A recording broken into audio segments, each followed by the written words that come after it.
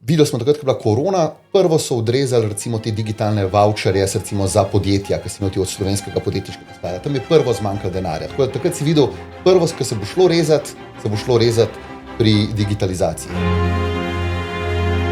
Spoštovane in spoštovani, lepo pozdravljeni v novi epizodi podcasta Nove univerze z naslovom Začuti novo univerzo. Moje ime je Matej Avbelj in sem profesor za evropsko pravo. Danes se bomo pogovarjali o temi, kateri na Novi univerzi, še zlasti na naši fakulteti za državne in evropske študije, posvečamo res ogromno pozornosti. Ta tema je javna uprava.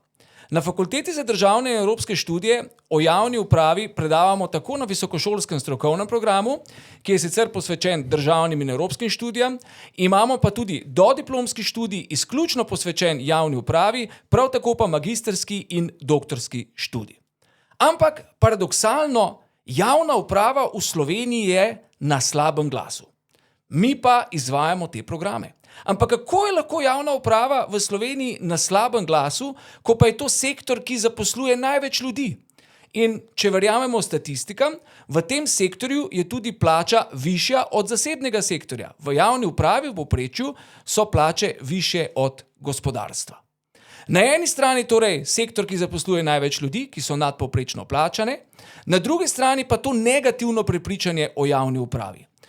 Ko se pogovarjamo o javni upravi, so ljudje tradicionalno nezadovoljni. Ne zagotavlja nam hitrih, učinkovitih, poštenih storitev.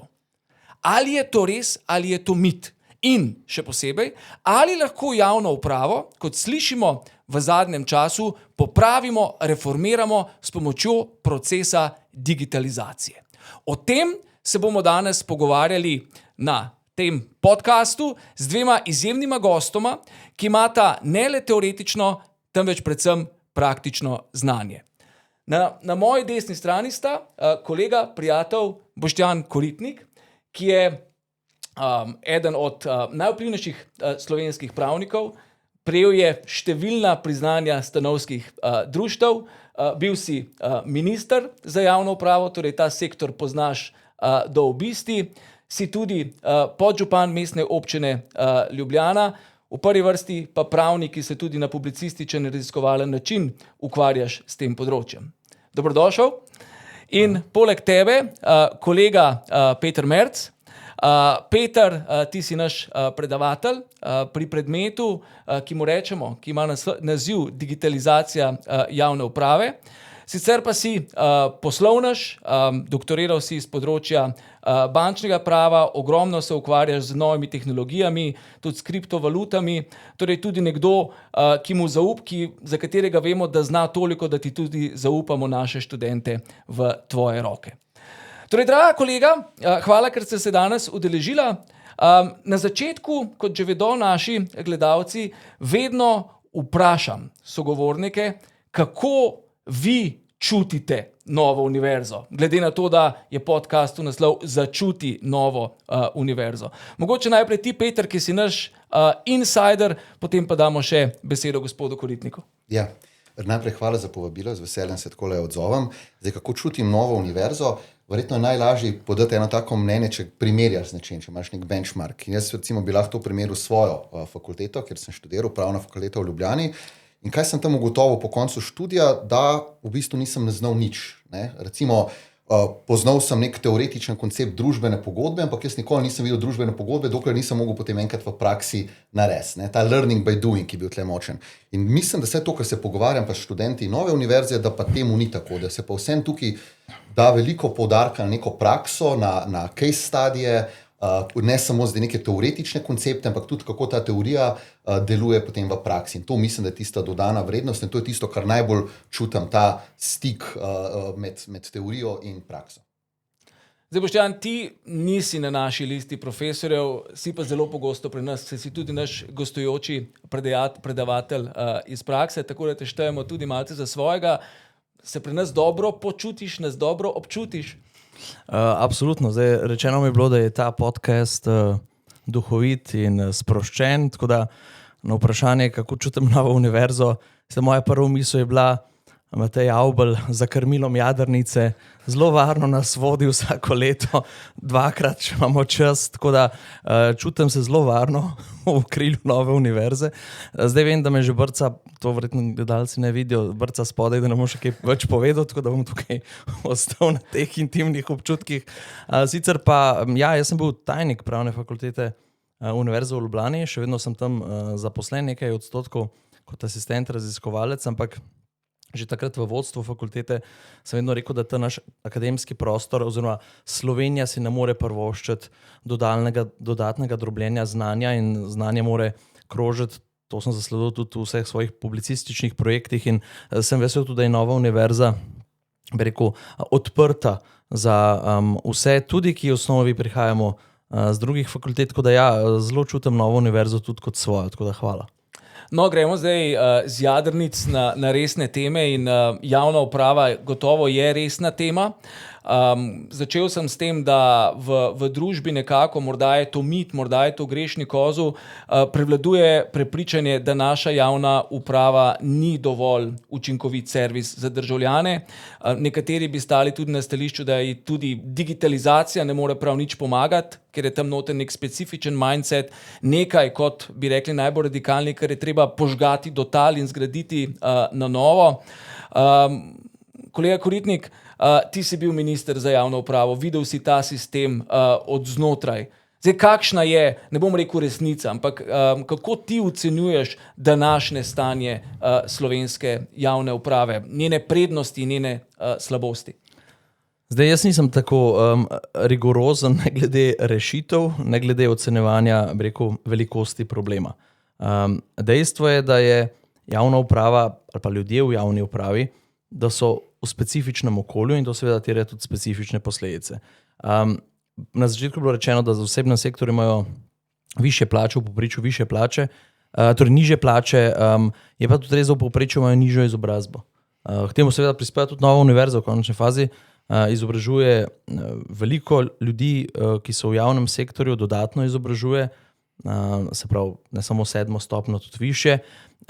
In to seveda pripomore k višji plači, hkrati pa ta trditev, ki je bila na začetku dana, pripomore malo tudi k predsodku do javnega sektorja. Vsi nekaj od njega hočemo. Da en primer, kot minister za javno upravo sem vse čas poslušal te kritike, nič se ne da narediti, nesposobni so, potem greš pa malo v tujino, pa ugotoviš, v koliko času dobiš potni list v Avstriji? V enem dnevu, niti slučajno. 14 dni, lahko ti pišeš, klicaraš, stojiš v vrsti, joj, kupil sem že karte, otroka moram poslati, kam vse ne boš dobil potnega lista. Pri nas v istem dnevu, v 2 urah, samo v Celje se zapelješ, pa potni list imaš. Pa še kaj drugega. To poslušaš smo očitke, da ne znajo tujih jezikov naši uradniki na okencih.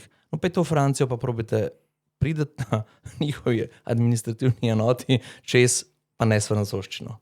Torej, po določene storitve, te, ki si zdaj opisal, to najprej samo vsi strinjali, dobro delujejo. Torej, on gro, ta velika slika, ko si ti prišel v javno upravo od zunaj, ali je držalo tisto, o čemer govorijo, da v bistvu kot minister ne moreš kaj veliko stvari spremeniti, ker je to nek mrtev prosti tek v javni upravi, ljudi, ki pač hočejo stvari peljati po svoje, pa če se kaj spremeni ali pa ne z vidika storitve za posameznega državljana ali državljanko. Velikokrat rad rečem, da javni sektor je tako kot vsak drug mikrokozmos, Gaussova krivulja.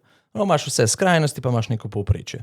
Doživel sem na sestanku, da mi je bilo rečeno, lejte minister, vi se menjate, mi pa ostajamo, ne? In pač ne moreš tam spremeniti ali pa doseči nič. Na drugi strani pa so takšni, ki torej, so videli, da jim jaz zaupam, da sem se obdal z inteligentnejšimi od sebe, pač to je nekako moje vodilo vodenja, ne mej pametnejši okrog sebe, pa še manj težav, pa manj dela. In dejansko se je dal marsikaj narediti. In smo, osebna izkaznica, ki jo zdaj imate, in je, bi rekel, tudi zdravstvena izkaznica z biometričnimi podatki. To so uradniki na nižjih nivojih govorili, da se ne da. Pa se sem videla z ministrom Hojsom dobila, rekla, ja, se bo moral dati, sklicala vse na kup in nisva nehala, dokler nismo ugotovili, da v bistvu tisti razlogi, ki kažejo, da se ne da, niso ravno trdni. In zdaj jo imamo in vsi so že pozabili, kako je bilo zahtevno, težko in ne, koliko je bilo slabe volje, ampak se je naredilo. Peter Boštjan zdaj govori, kot da bi bil še naprej minister, ničesar kritičnega ne želi izustiti o svojih nekdanjih kolegih in o javnem sektorju. Tega a priori tudi ne pričakujem od tebe. A me pa zanima tvoj pogled, ki je vendarle z druge strani, predvsem iz gospodarstva, tudi v primerjalno-pravnem kontekstu, deluješ tudi na globalnem trgu. Kako ti vidiš stanje slovenske javne uprave? Se strinjam, da sploh ni vse slabo. Recimo ravno tale osebna izkaznica je zelo dober primer, ne.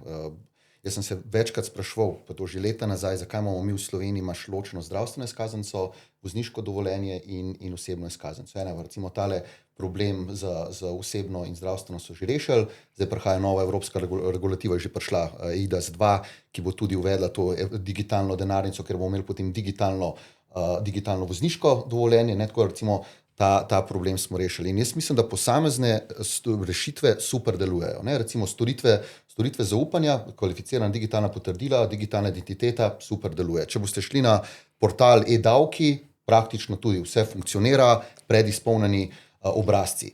Je pa seveda, so pa nekaj, če pa zdaj pogledamo pa res kot celoto, potem pa sigurno obstajajo določeni problemi. En tak zelo dober princip, ki kaže raven digitalizacije storitev javne uprave, je once only, se imenuje princip. Ne? Torej, predpostavljaš, da ima javna uprava vse podatke o tebi. Ne? In zdaj, koliko je teh predizpolnjenih podatkov? Kolikrat moraš ti iste podatke recimo znotraj enega procesa na novo izpolnjevati ali pa recimo v enem drugem procesu. In tle recimo zelo zanimiv DES indeks je bil včasih, ki ga je pripravljala Evropska komisija, 2022 so ga nehali, zdaj mislim, da del nekega drugega poročila. No in znotraj tega DES indeksa je bil tudi eden kriterij raven digitalizacije storitev javne uprave. Ena od podkategorij so bili pa predizpolnjeni obrazci. Recimo na zadnjem merjenju 2022 je bila Slovenija 68 točk, 64 točk je bilo evropsko povprečje, kar niti ni nujno toliko slabo. Ampak, ne, recimo Nizozemska, ki mislim, da bila takrat prva, imela pa tam okoli 95. Ne? Tako da spet smo nekje, zdaj vprašanje, s kom se želimo primerjati, ampak to je, mislim, da neka zadeva, ki lahko zelo, zelo hitro rešimo. Ne? Zdaj, če boš šel pogledati ti obrazac za dohodnino, imaš praktično že vse predizpolnjeno. Ne vem, mogoče se je zdaj v zadnjih 3 letih spremenil. 3 leta nazaj sem pomagal enemu kolegu v postopku pridobitve gradbenega dovoljenja, recimo tam je bila pa katastrofa. Tam si mogel poti znotraj istega postopka, meni se zdi, da vsak obrazac, isti podatki in si mogel iste priloge, to pa je tisto, recimo, kar bi se mogli izboljšati. Pa še nekaj, ne, če lahko sem še dodam, recimo storitve zaupanja, ne, koliko je dober primer. Ne. Leta 2000 smo dobili zakon o elektronskem podpisu in elektronskem podpisovanju. Takrat je nastala pravna podlaga za kvalificirana digitalna potrdila.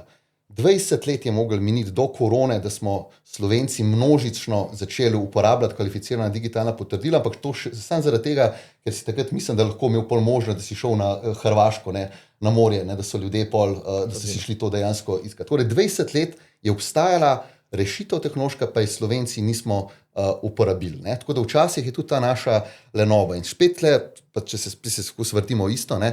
Recimo e-davki, ne? Super pristop se mi zdaj. Včasih si imel ti rešitev, možnost isti obrazac ali sprintati pa ga poslati analogno po pošti ali pa elektronsko. In postopoma je bilo vedno manj teh obrazcev, ki si jih lahko sprintu pa poslal analogno. Praktično danes imamo samo še elektronsko oddajanje. In so v bistvu ljudi postopoma navadili, ali pa so bi lahko rekli na nek način prisilili v to, da smo šli zdaj v korak z neko digitalno realnost. Samo opredelitev digitalizacije, do tega se bomo še vrnili.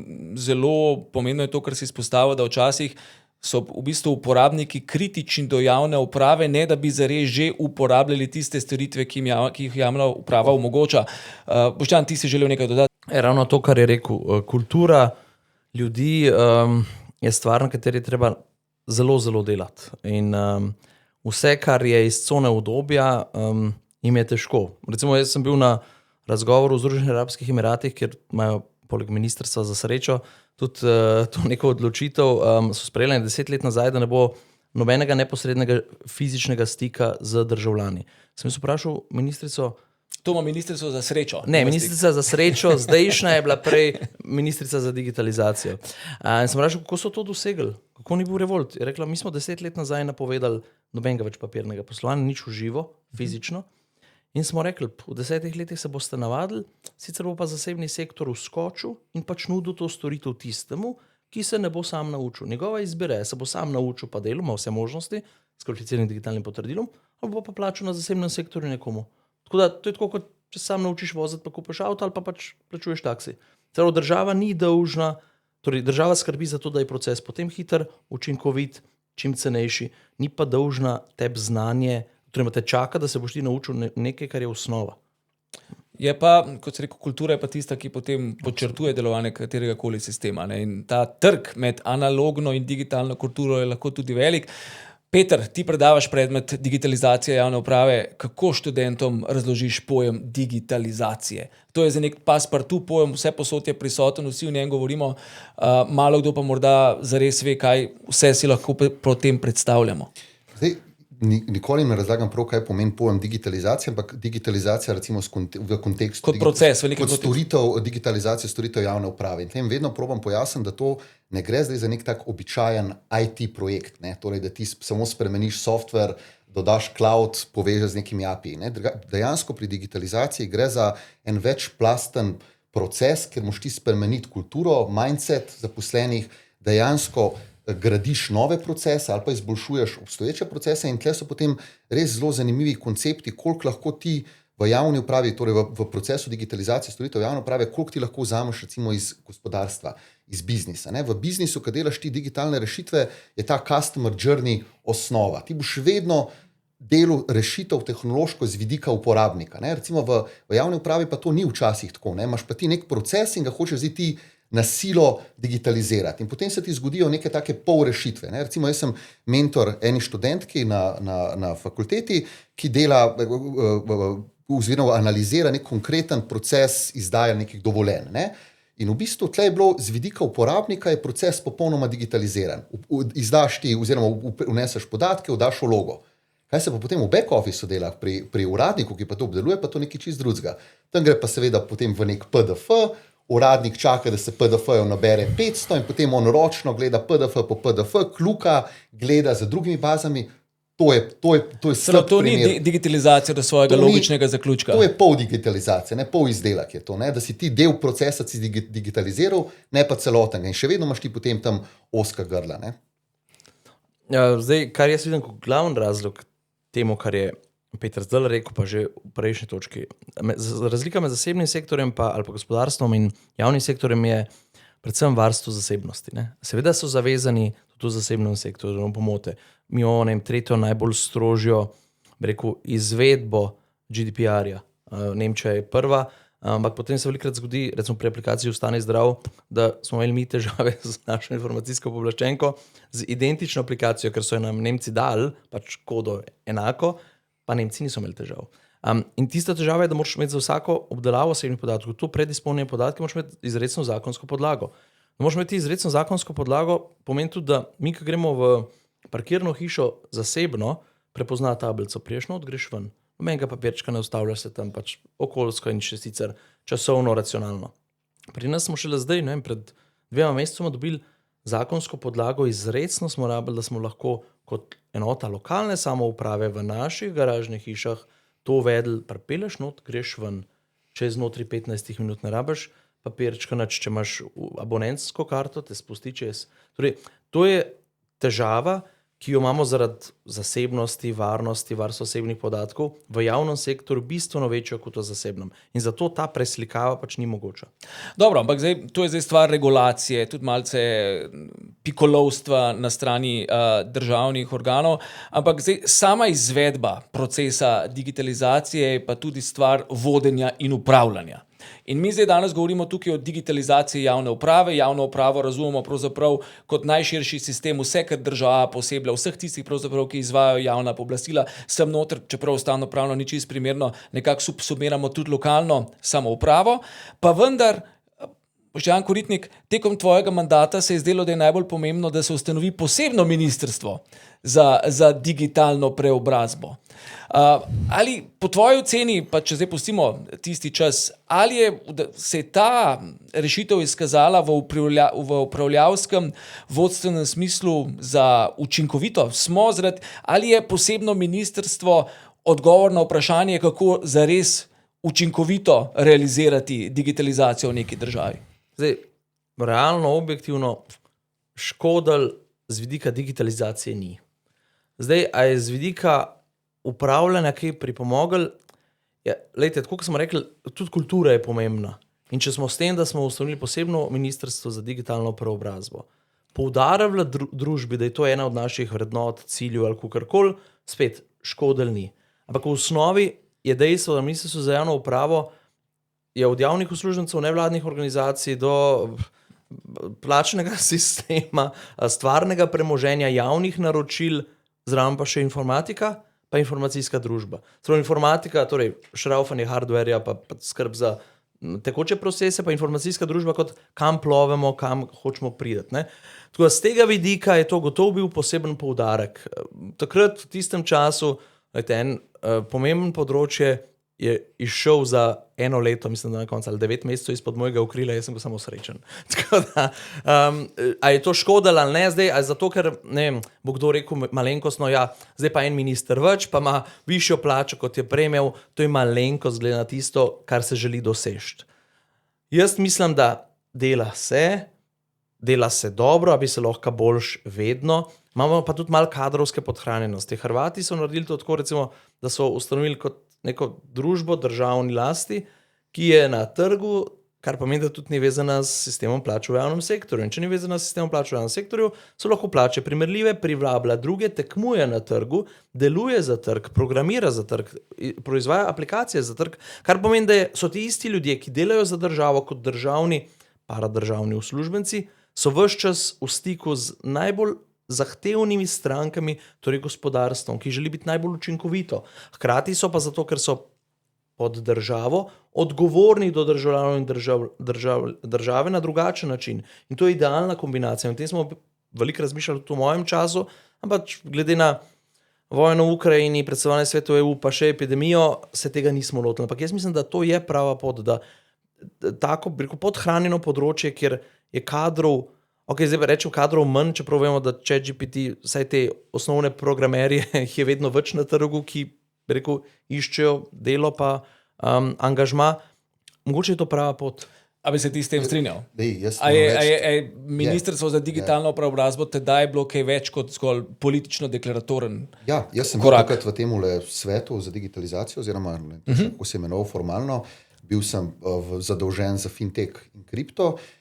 In moram reči, da sem bil že takrat zadovoljen samo idejo, ker se mi zdi, da je to toliko pomembno področje, da mora biti res neko tudi posebej vodeno in da predvsem deluje kot most med različnimi ministrstvi. No, in mi smo se, čist praktičen primer, mi smo se po mojem 7-8 let trudili spremeniti zakon o preprečevanju pranja denarja, kar se tiče neke identifikacije uporabnikov. Imel si praktično vse evropske zakonodaje, so že dovolile identifikacijo na način, da imaš ti selfie, skeniranje osebne izkaznice in potem umetna inteligenca naredi primerjavo. Če je 95% ujemanje, je identifikacija narejena. Slovenska zakonodaja tega ni omogočala. No in takrat je bilo potem z Andrijaničem, smo dejansko je sklical sestanek z ministrstvom za finance, do takrat je bil ministrstvo za finance vedno argument, da tle bi šlo za spreminjanje sistemske zakonodaje, brez veze. Takrat smo pa samo rekli, evo, takole imajo v Luksemburgu, tako imajo v Italiji, tako v Nemčiji, smo napisali člen zakona, v 2 mesecih je bilo to dejansko v zakonu. In tak push si rabo. In to so bili taki low hanging fruits, ki jih je bilo takrat še kar nekaj, škoda, da je bilo ta mandat potem to kratek, pa tudi ne vem, če ga zdaj se kdo ukvarja s tem, ampak mislim, da se da z enim takim fokusiranim, tudi malo centraliziranim pristopom, da se da rešiti take ovire v zakonodaji. Absolutno, torej, ne samo ta primer, torej, takrat je Ivo Simič, ki ga osebno zelo cenim, vse ste izkušnje iz srbske davčne uprave, pa pri nas, je imel ta strateški svet za debirokratizacijo. Tam sem bil tudi jaz član in vsa leta smo pisali datume na roke. Ja, pač on je prišel rekel, to je butasto. In je imel mandat kot pač od predsednika vlade in se je to popravilo. Tako da ta politična moč, ki ima zdajšnja ministrica Ksenija Klampfer za digitalno preobrazbo, ali pa prej, ker je bil še vladna služba, tudi Mark, pač to je bolje, kot da je to na nekem nižjem nivoju. Ker na koncu je vse politična odločitev, vse se tehta z tega vidika. Tehnično se da praktično vse narediti. Ne samo, a boš to dal za prioriteto in a boš sprejel možnost, da bojo kakšne negativne posledice v javnosti. Govorim in seveda vsi politiki delujejo samo na politične točke. Drži, ampak naj vam malo oponiram. Se strinjam z vidika politične teže, da se tudi simbolno pokaže, da je to pomembna prioriteta, pa vendar, zlasti sam se precej ukvarjam s pravosodjem. Na področju pravosodja je digitalizacija še vedno v povojih. Slišimo tudi zgodbe, da različni deležniki v pravosodju, eni in isti subjekti za njih opravljajo praktično enake projekte digitalizacije, pa so zato dvakrat plačani, ki ni nekega voditeljskega momenta. In če bi se zdaj na vladi pogovarjali, ali je zdaj to stvar Ministrstva za digitalno preobrazbo, ali je zdaj to stvar Ministrstva za javno upravo, ali stvar Ministrstva za pravosodje, si lahko predstavljamo, kako preprosto je potem tukaj s prstom pokazati vedno na nekoga drugega. Če že moramo imeti, če je že pač prioriteta digitalizacija, potem bi bilo lahko to tudi nekaj, kar bi sam premier ali pa kabinetov premier poosebljal. Mislim, dal bi se, seveda, ne? In verjetno, če bi dobili nekega IT geeka za predsednika vlade, bi to področje prosperiralo. Umetno inteligenco za predsednika vlade, kot v Albaniji. Albaniji je tako. Tam je za javna naročila. Za javna naročila, kar je bistveno lažje. Ne? To seveda bi pomenilo, da bi na tem področju prosperirali, bi pa mogoče na kakšnih drugih področjih, ali pa kje druge pač ne. Ampak dejstvo je, da seveda bi bilo idealno, da bi nekdo to krovno vodo in nadzoroval. In v osnovi to je ideja. To je bila že ideja, mislim, da Virantove strateške skupine za informatiko, ker je bila ideja, da vsako ministrstvo, ki kakršnokoli aplikacijo pripravlja, kakršnokoli digitalno rešitev, mora prej to poslati na ta strateški svet, ker so na najvišji ravni, pa skupaj z največjimi strokovnjaki v javni upravi, ki so pogledali, če so te moduli kompatibilni, primerljivi, da potem, ko bo prenos podatkov od enega na drugega, ne bo imel težav. Ne? Takrat je to živel, podobno kot uradniški svet na najvišjem nivoju, potem pa s časoma to uplahne in seveda vsak želi mal svoj vrtiček obdelovati, ne želi deliti in pa se nam zgodi, tudi pri nas v Ljubljani se nam to zgodi, imamo 23 vrtcev in imamo pač, ne vem, če ima ta 2 ali pa 3 vrtci, če imajo isto finančno računovodsko rešitev. Ne vem, če. Ne? To se je bilo idealno, da bi imeli vse na enem mestu pa skupaj, ampak v praksi to izvajati, veliko smo že, nam rekel, da je lepo besedo, smo že zavozili. Enkrat sem govoril z ministrom, estonskim za digitalizacijo, Estonija je bila vedno kot nek vzgled, se rekel, kako je vam to ratalo? Je rekel, da ste pač tako napredni, tako vzgled ratali. Je rekel 3 stvari. Prvo je, GDPR-ja takrat ni bilo. Druga stvar, Rusi so nas izključili in nismo imeli nobenega legacyja. Ravno nič ne rabimo prenašati od prej, vse na nov delaš. Greenfield naložba je vedno lažja, kot da moraš obnavljati bajto, pa moraš za VKDS, Zavod za varstvo kulturne dediščine spraševati, kako boš zdaj naredil, da bo lepo. Med učinkovitostjo pa pač ohranjanje nečesa od prej. Pa tretja stvar, mi smo prepustili zasebnemu sektorju bankam, da je to kulturo, ki je prej Peter omenil, da smo jo spremenili.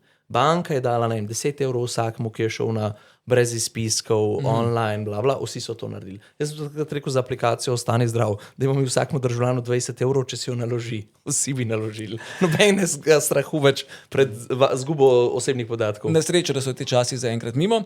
Ampak zdaj v digitalizaciji govorimo predvsem zaenkrat kot o nečem pozitivnem. Imamo pa pač del populacije, vedno je tako, sploh ko se tehnologije spreminjajo, pa ne rabimo reči, da so ludisti, ki jih digitalizacija skrbi. In imamo pushback, torej se borijo proti digitalizaciji. In en tak, po moji oceni, eklatanten primer, ki pa kar nekako potuje pod radarjem velikega javnega zanimanja, je v bistvu ta pritisk, oziroma pravično zdaj že odločitev, da v luči prihajanja digitalnega evra, torej umikanja gotovinskega poslovanja, v ustavo zapišemo pravico do gotovine. To je pa en tak zelo analogen korak v digitalnem času. Peter, ti kot gospodarstvenik, kako gledaš na to? Skrb pozorno spremljam projekt digitalnega evra in tudi teh drugih CBDC-jev, razumem te pomisleke. Ne vem, če je to rešitev dejansko zapisati v ustavo pravico do gotovine, kar je nek trend, mislim, da zbirajo neke podpise že za razpis referenduma. Ne, oni so zadevo pripeljali tako daleč, že v bistvu na ustavni komisiji, zdaj že večina zadeva gre samo še na plenarno sejo državnega zbora in bo imel pravico do gotovine zapisano v ustavo, poleg v členu, ki ureja svobodno gospodarsko pobudo. Ja, no, sej, ampak koliko nam bo to dejansko pol v praksi pomagalo? Ker recimo že danes lahko bistveno manj z gotovino naredimo, kot smo lahko včasih. Ljudje niso recimo pozorni, zakon o preprečevanju pranja denarja konstantno niža tisti znesek maksimalnega plačila, ki ga trgovec lahko sprejme v gotovini. Včasih je bilo to 10.000 evrov, danes je 5.000 evrov. Ne? Zakaj ne bi recimo prek enega tacga ovoda ta znesek še znižal? Ne? Poleg tega ti lahko tudi trgovci, ne, na plačilnih mestih ti lahko dajo potem nek pribitek za plačilo na gotovino. Ne? Boš imel plačilo, elektronsko plačilo ali pa potem plačilo z gotovino pa nek dodaten pribitek. Tako da zdaj, kako se bomo tega rešili, jaz mislim, da če gledam, ravno berem eno knjigo Kitajska, ta digitalni Yuan, to je že tam na polno, ne, že funkcionira. Tudi Američani razmišljajo oziroma delajo o tem digitalnem dolarju. Tako da to je neka realnost in jaz mislim, da bomo mogli iz druge strani to potem rešiti. Kako dejansko zagotoviti potem neko varstvo osebnih podatkov, kar pa seveda potem ljudi upravičeno skrbi. Ne? Zdaj smo priča v tele aferi, ki pa se mi zdi da je šla zelo pod preprogo, ne? Da se sploh ne govori tale veliki data breach, 800,000 osebnih podatkov. Ne? To so pa potem problemi, ki pa seveda ne grejo v korist enemu takemu zagovornikom tazga projekta, kot je digitalni evro. Torej, Boštjan, pravica do gotovine, je to odraz socialne države, je to skrb za ranljive, tiste, ki pač en pomemben segment digitalizacije, seveda tudi digitalna pismenost. Pač dejansko določen del populacije ne uporablja niti še bankomatov, da o čem drugem ne govorimo. Ali gre tukaj za kaj bolj ciničnega, ne? Ker v ustavo zapisujejo pravico do gotovine predvsem takšne države, ki imajo nek sloves, recimo Slovaška, Madžarska, v Avstriji je bil ta poskus, v Švici je bil ta poskus, vemo, o kakšnem slovesu govorimo. Torej, kaj je zdaj s to pravico do gotovine? To je zdaj praktično že fait accompli. Se ti zdi to, si v tem kaj razmišljal? Mislim, meni se zdi to nepotrebno, pač populistična stvar. Jaz pravim, naj trg odloči. Mislim, če bodo potrošniki želeli plačati z gotovino, pa jim nek ponudnik ne bo tega omogočil, bojo šli drugam. Mislim, trg bo vedno to reguliral. In se mi zdi, da to zapisuješ v ustavo, da je pač populizem. Niti ne vem, kdo je bil predlagatelj, pobudnik. Skupina državljank in državljanov. No, meni se zdi to smešno. Podajmo pa še pravico do česa drugega, dam zdaj preveč ciničen. Najprej rabiš denar, da imaš lahko gotovino. Tako da bi morali najprej zapisati pravico do denarja. No, ja, recimo. No. Pravico do tega sem lep. Pač nisem in zdaj sem pritožil. Bož, da se zadržim komentarjev nadaljnjih. Ja. Dobro, zdaj pogovarjali smo se torej, o kritiki javne uprave, pogovarjali smo se o digitalizaciji kot priložnosti, o digitalizaciji kot nevarnosti. Ker gremo počasi proti koncu, me zanima vajin pogled vnaprej. Recimo, da si zamislimo, da se obema, enkrat enemu, enkrat drugemu, ponudi ponovna priložnost za ministrovanje. To je zgolj fiktivna opcija, k ničemu ne namigujemo, ampak recimo, da se postavite v takšno hipotetično situacijo, tudi ChatGPT lahko rečemo, ne, postavi se v to situacijo. In imata na voljo javno upravo še izboljšati z dodatnimi ukrepi digitalizacije. Kaj bi storila? Ti si bil že v tej vlogi. Ti že veš, česa nisi mogel izpeljati, pa mi mogoče zdaj. A bi danes, če je bil še enkrat minister, kaj drugače naredil, kot si tedaj? Tudi nasplošno pa z vidika digitalizacije. Torej, poleg obiskov kozmetičnih salonov pa. Okay. Zdaj smo predvsem sam tekom korone. Ja, zasebna. Ampak zdaj vem, ker te je skrbila lepota. Tako, ja, tako. Mislim, če imaš čas, pa če imaš sredstva. Da en primer. Torej, ti si minister za javno upravo, imaš nevladne organizacije. V ponedeljek pridejo društvo otrok, ki so preboleli raka, v torek gasilci, v sredo društvo za paliativno nego, v četrtek Evropa Dona. Torej, ti imaš vsak dan 2-3 subjekte, z vsemi čutiš, za vse veš, da so izjemno koristni, da zapolnjujejo tisto vrzel med nujnimi potrebami človekovimi pravicami in pa tistim, kar država zagotavlja. Absolutno. imaš pa omejena sredstva. Se pravi, zdaj, če ste me hipotetično vprašali, kaj bi bilo, če bi bil minister, pa danes hipotetično nazaj, če bi imel neomejeno sredstev, pa neomejeno časa, se pravi, ne političnega mandata in iskanja, ne, se pravi, da bi bil razsvetljeni absolutist, ne, a potem bi najprej, ker seveda absolutizem pa diktatura do neke mere lahko maksimizira, potem začne pa upadati učinkovitost in še kaj, ne, bi preprosto dal neko resno spodbudo za vse, torej na mikroravni, ki prihranijo papir, ki najdejo za svoje procese, ki jih delajo, po popisu procesov, poenostavitve, ki niso problematične, za vse, ki sodelujo potem na uvedbi na širši ravni, se pravi, ne samo točkovno, ampak vertikalno, horizontalno, dodatne spodbude. Nekdo bo rekel, to je stran metanja denarja. Ampak če mi vemo, koliko prehranimo elektrike, papirja, vode, časa, pa vsega na dolgi rok, ne, idealno. Kdo mi reče, v javni upravi so sami pač nesposobni, absolutno drži. Jaz sem bil pozitivno presenečen, s predsodkom sem prišel na ministrstvo, pozitivno presenečen, dobro, res, da je to ministrstvo, kjer je največ pravnikov in ne, recimo, da so mi blizu, ampak dejansko, jaz sem rekel, dajte mi možnost, da jih 20% ali pa 30% ne odpustim, ampak da jim zagrozim, da jih lahko takoj odpustim, pa 10% zaposlim, pa bom enako naredil. Če je bila neka taka krilatica, ampak jaz mislim, če bo pa neomejeno časa pa sredstev, pa možnost, da jih spodbujam, ne bravo nobenega odpustiti. Za vsakega bi se nekaj najdel, ker bi se čutil, torej ponotrano bi to, da dela tudi zase. Ker zdaj je pa status quo najbolj varen. Nič ne bom spremenil, nič se mi ne bo zgodilo. Itak se pač, se veste, vlade se menjajo, niti ne na 4 leta, lahko prej. In je bi rekel, to res najbolj varno. In varnost je zelo pomembna vrednota za človeka. No, proti koncu smo zdaj izvedeli tisto, kar smo želeli slišati na začetku. Peter, iz tvoje perspektive.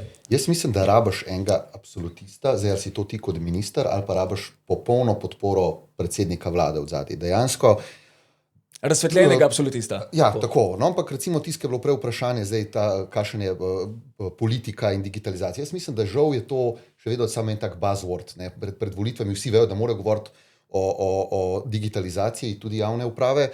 Videli smo takrat, ko je bila korona, prvo so odrezali recimo te digitalne voucherje recimo za podjetja, ki si imel od slovenskega podjetniškega sklada. Tam je prvo zmanjkalo denarja. Tako da takrat si videl, prvo, ki se bo šlo rezati pri digitalizaciji. Je biti pa zelo, zelo težko, si predstavljam v vlogi ministra, takole kot zunanji, ne, tako, ko si selektor, kaut selektor, ne, ko si pameten, ne, meni unga, klič time out, kako si neumen, da nisi klical 30 let si v košarki, takole kot zunanji zelo težko. Ampak recimo, če pogledam čist produkt, umetna inteligenca, chatboti, vem, kako dober don že deluje, ampak pa ne vedno, ne.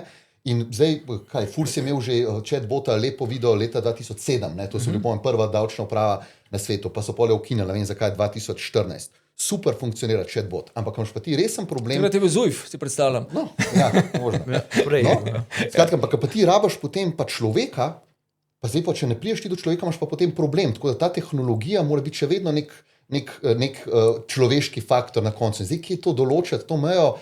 Zdaj, če si nek odločevalec potem na ministrstvu, to so potem res težka vprašanja. Tako da, zdaj, da bi rekel vse digitalizirati, tudi ni prav. Je pa res, da bi mogli dati pa, da bi pa mogel imeti v vladi ljudi, ki res razumejo pomen digitalizacije, tudi neke te makroekonomske učinke in kako ta spillover, kako to dejansko ima pozitivne eksternalije povsod. Torej, da ni to zdaj samo nek buzzword, ampak kako lahko ti to dosežeš pozitivne učinke tudi druge. Ko bomo imeli take politike, ko bodo to razumeli, mislim, da bo vsem bistveno lažje. No, zdaj ne vaju iz vladnih soban spet pripeljem tja, kjer se ti redno, ti pa kot gostujoči predavatelj znajdete, to je v naših predavalnicah.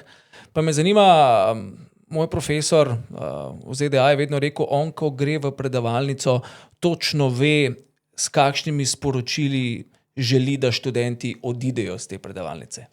Kaj je tisto, kar vidva na področjih, na katerih predavata, torej digitalizacija javne uprave, modernizacija javne uprave? Katera so tiste temeljna sporočila, ki jih nekako polagata, če že ne na srce, pa na intelekt študentov?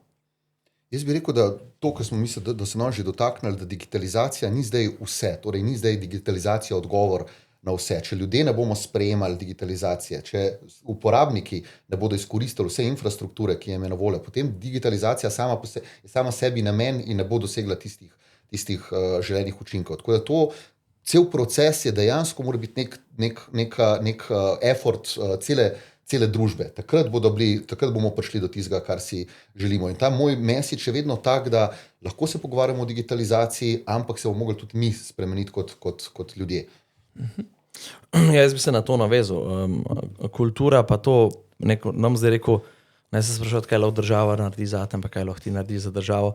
Ampak v osnovi, da meni primer, ena gospa se je zelo pritoževala na družbenih omrežjih nad korupcijo. Korupcija, upravna enota, ono, pa napiše, če ne bi poznala varnostnika, ne bi prišla do nas na vrsto.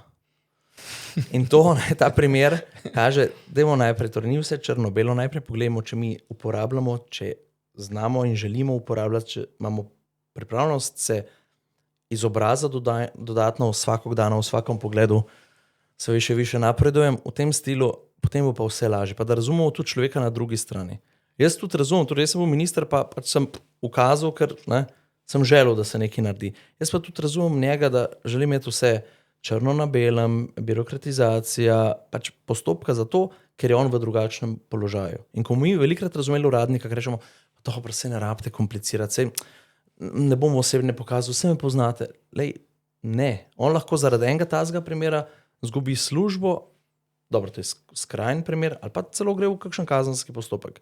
Tako da bodimo bolj obzirni do javnih uslužbencev, pa bomo tudi videli s prijaznostjo, se da marsikaj narediti. Jaz bi sem še nekaj dodal, ker smo se tudi, mislim, da dotaknili. Recimo, ti si prej povedal, Nemčija, mislim, da smo kaj tretji najstrožji GDPR. Nam se dostikrat zgodi, da imamo evropsko zakonodajo, uredbe, pa smo bistveno bolj strogi potem v praksi.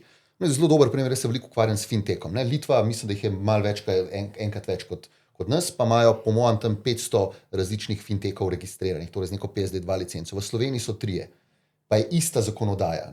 More biti nek razlog. Tako da jaz bi rekel, če bomo bolj bili pragmatični, pa zakaj bi bili stroži, ker sami sebi zmanjšujemo konkurenčnost našega recimo gospodarstva, pa tudi potem storitve javne uprave, druge so tudi potem uporabniku manj prijazne, recimo kvalificirano digitalno potrdilo, mi moramo še vedno fizično na prvo, takrat, ko se gremo tjale identificirati. Druge države imajo že zdaj lahko preko teh oddaljenih načinov identifikacije. Take neke malenkosti, ki so na koncu potem v praksi odločujoče pomembne, če bomo to odpravili, pa bomo šli res po nekim povprečni strogosti ali pa konzervativnosti regulative, mislim, da bomo veliko rešili. Zadnja beseda, vem, da si omenil prijaznost, kmalu bom mogel neprijazno zaključiti ta podcast, čeprav res uživam v njem, jaz sem prepričan, da tudi naši gledalci in poslušalci. Zadnja beseda gre tebi, kolega. Hvala. To, kar je rekel, pač kako je pri nas drugače. Zdaj sem slučajno delal analizo s profesor Pirnatom nabave drugega trgovskega blaga za lekarniške javne zavode. Pri nas vse čas trdeno to mora iti po javnih naročilih. Pogremo pogledati analizo po državah EU, sam še ena dela po javnih naročilih. Pa ista zakonodaja, javno naročniška je zelo na ravni EU urejena. Podobno na poštnih poslancah v Italiji lahko delaš ti, prijaviš se na vozniški izpit, osebna izkaznica, vse to. Pri nas se to nikoli ni dalo. Zdaj se premika, je osnutek zakona pripravljen, ampak koliko let mi rabimo, da najprej vidimo, če vsi sosedi to naredijo, pa šele mi sledimo. Treba več samozavesti, pa poguma, da ne bom rekel tega jugomentalitete, najboljši smo. Ja, torej, treba je biti proaktiven, treba je biti pogumen, treba je biti odgovoren. Iz tega, lahko rečemo, tudi črkobralskega naivnega legalizma, ta strogost normiranja, ki se jo mi gremo, to počnemo pogosto zato, da nam konkretnim odločevalcem potem ni treba prevzemati odgovornost za konkretne odločitve, ker je že na ravni zakona tako napisano, da bo tako strogo, da se ne da narediti. In na tej točki, drage gledalce, dragi poslušalci, poslušalke, začeli smo s provokativno tezo, torej, da je naša javna uprava tako šibka, tako skromna, da je treba vse porušiti do tal in začeti znova, da tudi digitalizacija nam ne more nič pomagati.